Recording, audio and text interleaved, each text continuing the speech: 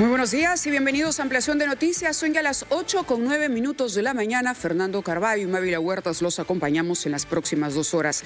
Sin duda, uno de los temas que hay que ahondar y sobre el que vamos a hablar tiene que ver con la noticia más importante generada el día de ayer por la presidenta Dina Boluarte.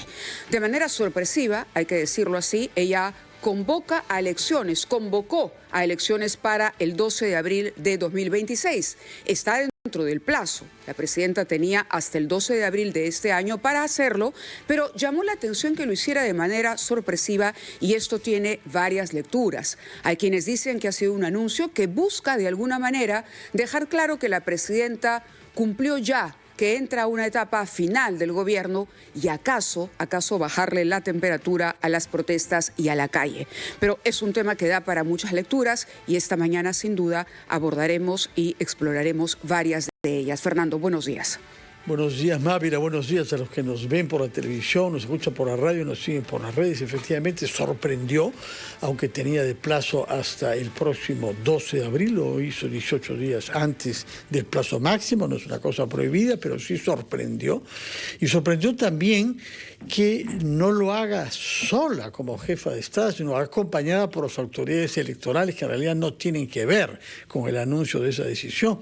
Y me he enterado por varios conocedores, entre otros, uno que tú has entrevistado anoche en tu programa nocturno, que no tiene precedentes, que una convocatoria así se haga en presencia de las autoridades electorales. En fin, ya sabrá ella por qué lo ha hecho y indudablemente, como dices tú, ha pretendido que se entre a un clima mental diferente en nuestra vida política porque habló de que esta fecha debía marcar un inicio a una mayor distensión, que ya es una expresión de voluntad de su parte que excede el acto protocolar de convocar a las elecciones. En todo caso, analizaremos en el curso de este programa, naturalmente con la autoridad máxima, qué consecuencias legales y prácticas tiene esta convocatoria. Y para eso creo que estamos en contacto telefónico ya con la autoridad electoral máxima, Mávila. Es correcto, nos atiende a esta hora de la mañana Roberto Burneo Bermejo, presidente del Jurado Nacional de Elecciones. Doctor Burneo, muy buenos días y gracias por estar con nosotros en Ampliación de Noticias. Muy buenos días, señor Carvalho.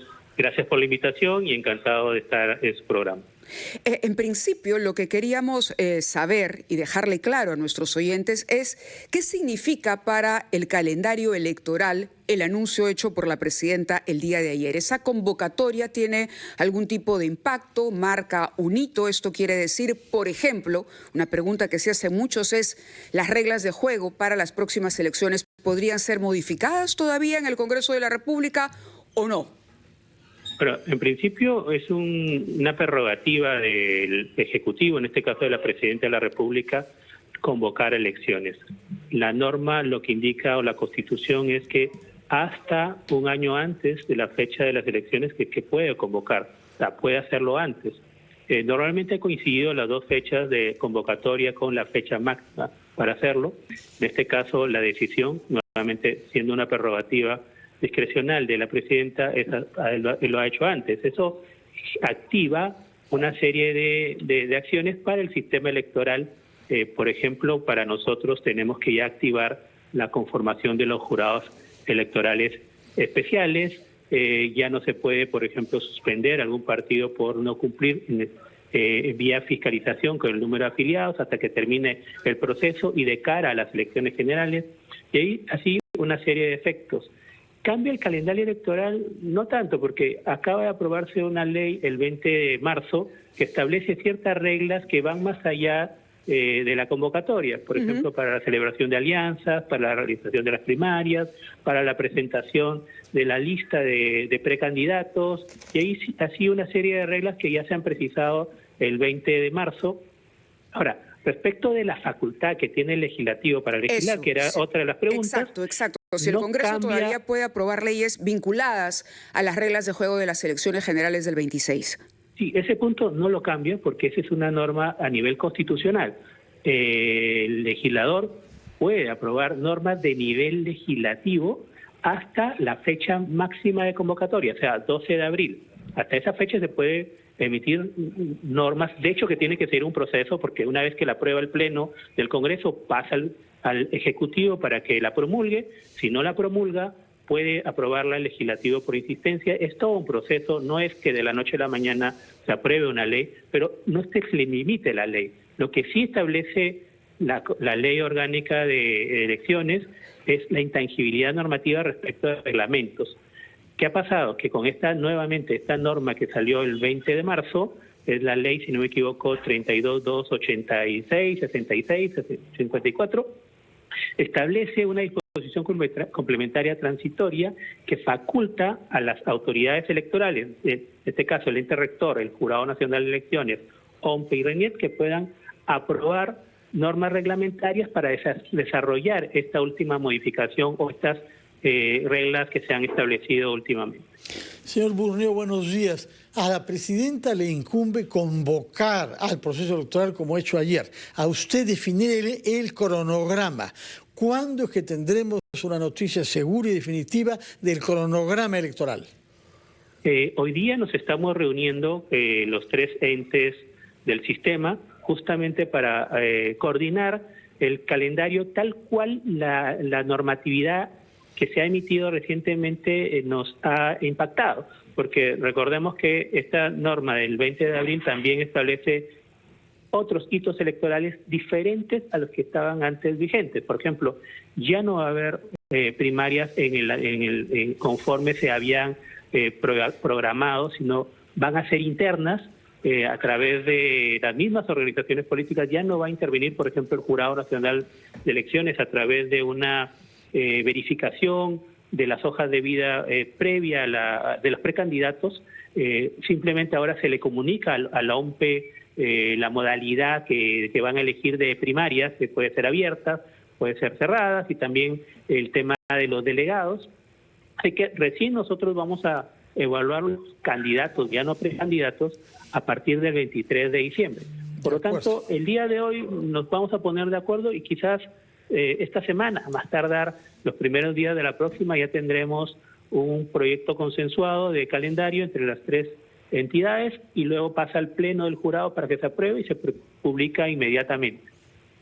Permítanos, doctor Burneo, ir a una breve pausa, después de la cual hay otras preguntas que queremos formularle. Hay inquietudes, como usted sabe, sobre el plazo para saber la lista definitiva de los partidos, así como la conformación de alianzas, entre otras preguntas que le haremos después de la pausa, si nos permite. Vamos, Mávila, a la pausa para escuchar a los anunciantes de RPP. Son las 8:21, estamos conversando con el presidente del Jurado Nacional de Elecciones, doctor Roberto Burneo, quien se hallaba ayer a la derecha de la presidenta de la República, Dina Boluarte, cuando ella convocó a las elecciones generales, convocatoria que ha sido publicada en el Diario del Perú el día de hoy, ya fijando la fecha, es el 12 de abril para la primera vuelta y el 7 de julio para una más que probable segunda vuelta. Había quedado planteado el tema del cronograma electoral que le corresponde a usted establecer, doctor Burneo. Así es, esta semana ya estamos reuniéndonos el día de hoy con las entidades del sistema electoral, OMPE y RENIEC, así que hoy día, más tardar, al final del día, estaríamos ya consensuando el cronograma que realmente responde a la última modificación del 20 de marzo, luego de lo cual, ya aprobado o consensuado el cronograma entre las tres entes, pasa al Pleno del Jurado Nacional de Elecciones para su aprobación y esto es inmediatamente publicado para que se conozca cuáles van a ser ya en firme los hitos electorales en función del marco normativo vigente. Doctor Burneo, otra pregunta importante tiene que ver sobre la cantidad de agrupaciones. Quisiéramos que nos precise cuántas son las que en este momento están habilitadas a participar, porque una de las preocupaciones que tiene el ciudadano es cómo va a poder resolver, digamos, una elección con la cantidad abrumadora de partidos inscritos. Hasta el día de hoy, que es la fecha en que ha sido publicado el decreto supremo que convoca a elecciones, hay 41 organizaciones políticas inscritas para las elecciones generales 2026. Hay otras que están en proceso. ¿Cuántas son? 32, de las cuales ahorita, si no me equivoco, 5 ya han llegado a la etapa de publicación de la síntesis de su organización. Algunas están en proceso de tachas, creo que 3 que ya han pasado la fecha para el proceso de tachas, se han presentado tachas y está en la Dirección Nacional de Registro de Organizaciones Políticas la decisión, ellos son autónomos en la decisión que pueden tomar al respecto de si corresponde o no darle validez a las tachas que se han presentado. Claro, la pregunta concreta es si todavía, luego de la convocatoria que ha hecho la presidenta, se podría o podrían estas 32 agrupaciones políticas culminar el proceso para participar en las elecciones generales. Bueno, nosotros hemos aprobado un reglamento que ha sido publicado el día de ayer, que es un reglamento, dicho sea de paso, que recoge una regla que tiene una antigüedad de más de 10 años, que indica que las organizaciones políticas que participan son las que han estado inscritas en la fecha de la convocatoria, es decir, las 41 organizaciones políticas.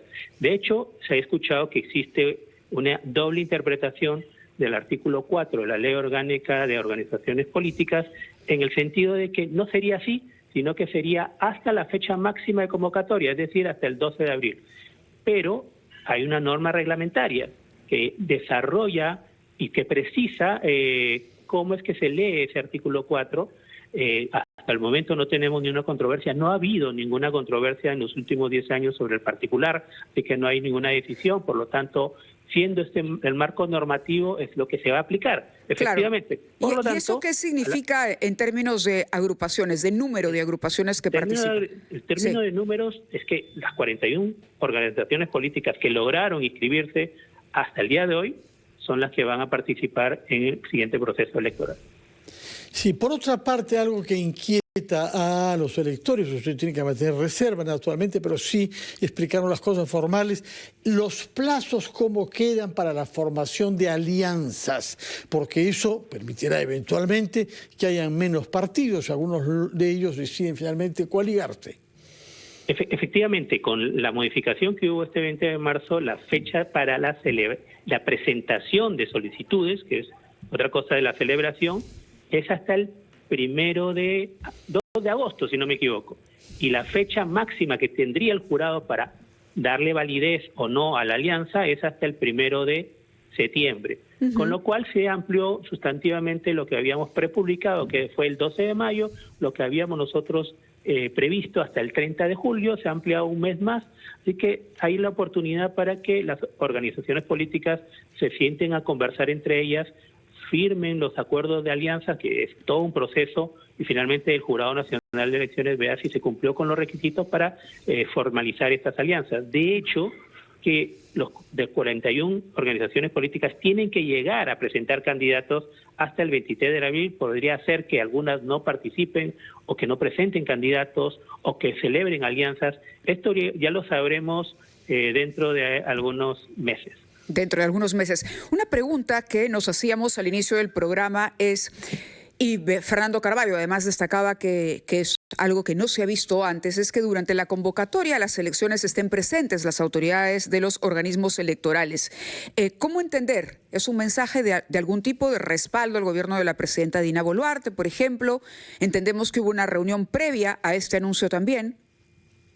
Es correcto, nos parece importante que en este caso nos haya convocado la Presidenta de la República para anunciar la convocatoria, porque eso merece, por un lado, el apoyo que le está dando al sistema electoral, el respaldo no solamente a nivel de organización, de presupuesto, sino logístico y demás. Es importante y nosotros saludamos que haya compartido con nosotros ese anuncio, y finalmente eso no resta la independencia y el trabajo transparente, totalmente profesional que va a tener las 3 organizaciones políticas, y de cara a lo que es el Jurado Nacional de Elecciones, tengan la seguridad que vamos a hacer el mejor trabajo para que el electorado ejerza su voto en forma libre, informada y secreta.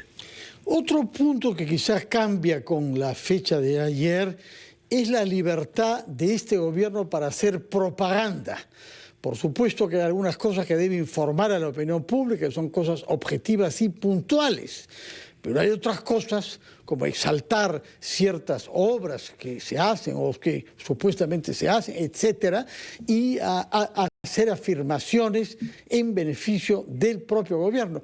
¿Qué limitaciones genera la convocatoria a la libertad de hacer propaganda de este gobierno? Tanto más que la presidenta ha expresado su deseo, se ha permitido expresar su deseo, que los elegidos en los próximos comicios continúen las obras que ella ha iniciado. Explíquenos, por favor, cuáles son los límites de la libertad de expresión que el gobierno asume en periodo electoral.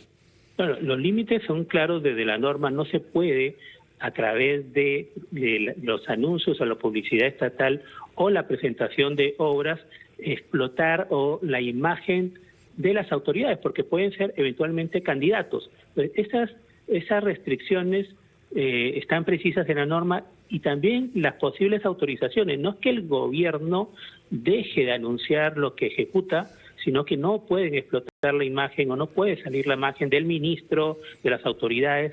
Esto quiero que lo entiendan bien, porque a veces no se comprenden. Un poco dicen, bueno, nosotros vamos a quedarnos de brazos cruzados. La respuesta es no, pero tienen que respetar las reglas electorales, porque ya no estamos en años normales, estamos ya en el año electoral desde la convocatoria, y esa seriedad y esa, digamos, profesionalidad y imparcialidad se debe garantizar, y nosotros vamos a fiscalizar cualquier acto que quiebre esas reglas. Otro tema es naturalmente el presupuestario. Ustedes han venido reclamando fondos complementarios, particularmente para poner en funcionamiento jurados electorales especiales en todas las regiones del Perú. La norma publicada hoy naturalmente se compromete a eso, pero ¿cuáles son los plazos para que ustedes reciban esos fondos y puedan disponer todo lo necesario para que las elecciones se lleven a cabo en las mejores circunstancias? Sí, ya hemos recibido una transferencia de 500 millones de soles de parte del Ejecutivo, de parte del Legislativo, los tres entes electorales en total. Creo que nosotros, el jurado recibió 70, 350 la OMPE y la diferencia del RENIET. De hecho, que faltan algunos recursos porque las últimas modificaciones legislativas y otras que eventualmente se aprueben pueden impactar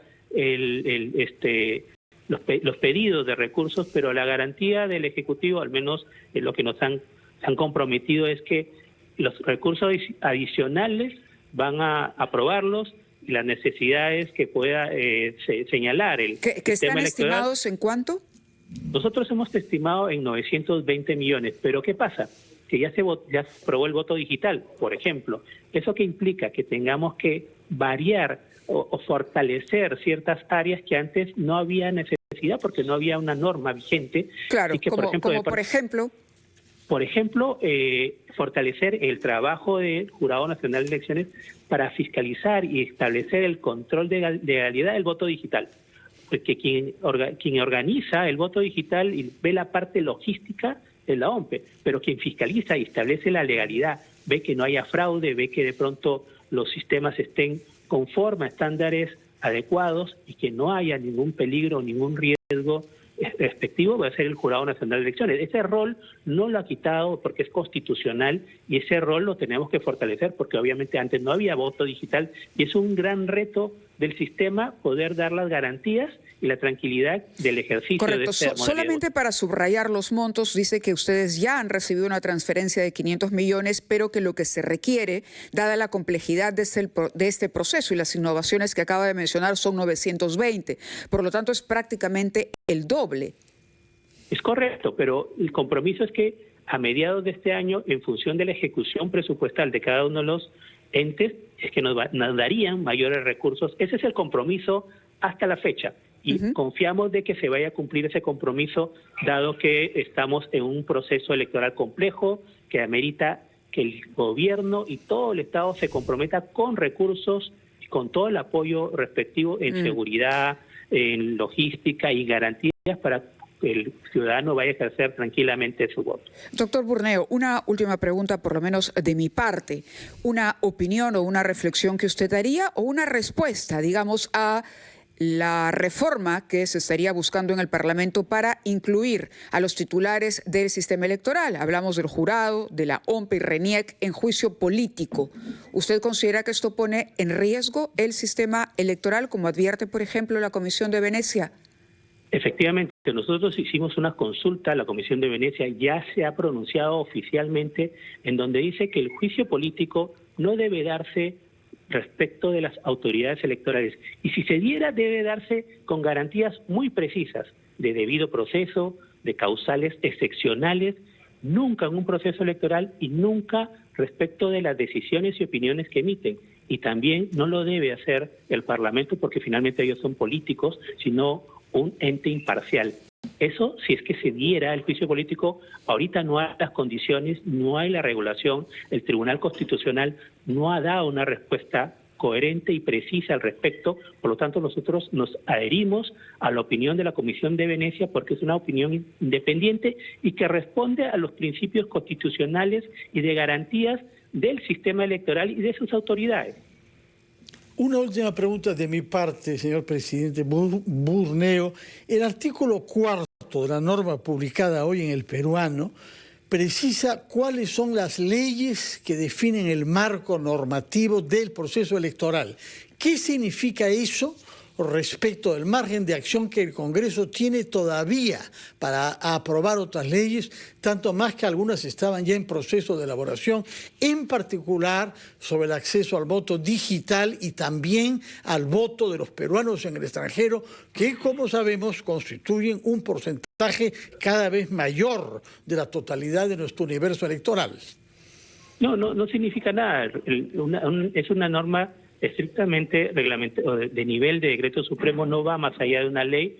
Este referencial, finalmente el Congreso aún tiene las prerrogativas constitucionales para legislar hasta la fecha máxima de posibilidad de convocatoria, así que nosotros vamos a estar atentos a cualquier reforma. Que es el 12 de abril. Tiene de plazo el Congreso hasta el 12 de abril para modificar normas. Es correcto, y eso vamos a estar atentos y nosotros vamos a cumplir el marco normativo que nos faculta a realizar unos procesos electorales totalmente garantizados con transparencia y que nuevamente respete el voto o la decisión que el ciudadano realiza.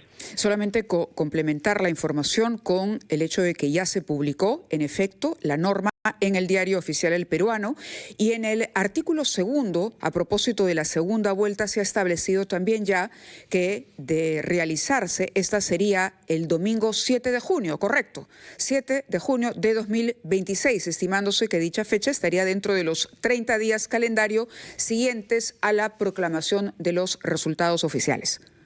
Sí, es correcto. Ya están los plazos establecidos, así que le queda al Jurado Nacional de Elecciones y a los entes que conforman el sistema trabajar duro para garantizar un proceso electoral con el mejor estándar que el ciudadano peruano se merece.